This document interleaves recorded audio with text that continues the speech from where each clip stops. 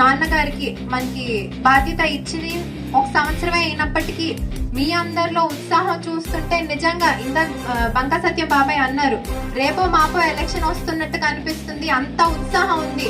ఈ రోజు మండల్ మీటింగ్ లో అనిపించట్లేదు మీ అందరినీ చూస్తుంటే, ఏదో నియోజకవర్గ స్థాయిలో మీటింగ్ జరుగుతున్నట్టుంది. ఇంత మంది 26 పంచాయతీల నుంచి ఒక పిలుపు మేరకు ఇంత మంది వచ్చారంటే దాంట్లోనే తెలుస్తుంది మీ అందరి గుండెల్లో జగనన్న ఎంత బలంగా ఉన్నారు, మన ఇంటి మనిషిగా మీరు ఆయన్ని ఎంత బాగా స్వీకరించుకున్నారు అని. మనందరికీ తెలుసు గతంలో భీమ్లీలో భారీ మెజారిటీతో మనం ఓడిపోయాం.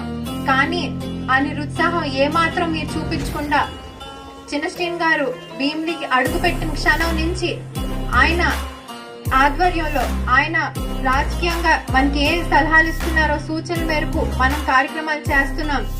మొన్నటికి మొన్న మనం చేసిన 1 కోటి సంతకాల ర్యాలీని చూసుకుంటే రాష్ట్రంలోనే అసలు భీమ్లీ అంటే గుర్తుండిపోయేటట్టు మనం ర్యాలీ చేసాం. దానికి నేను ఎంత కృతజ్ఞత చెప్పినా చాలా తక్కువే. ఆ ర్యాలీలో ముఖ్య భాగం ఆనందపురం ఎప్పుడు చూపిస్తూనే ఉంటది. ఆనందపురం అంటే మినిమం జనాలు తగ్గరు, ఏమాత్రం ఉన్నా మేము చూసుకుంటాం తల్లి అని హామీ ఇస్తున్న మన జెడ్పీటీసీలకి, ఎంపీపీలకి, మన సర్పంచ్లందరికీ హృదయపూర్వక నమస్కారాలు.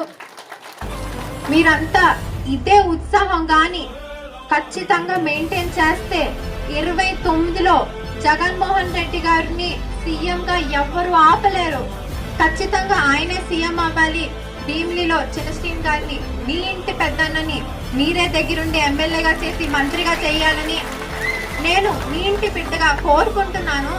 ఖచ్చితంగా ఆయన్ని గాని ఎమ్మెల్యే మనం చేస్తే తిరుగు లేకుండా మన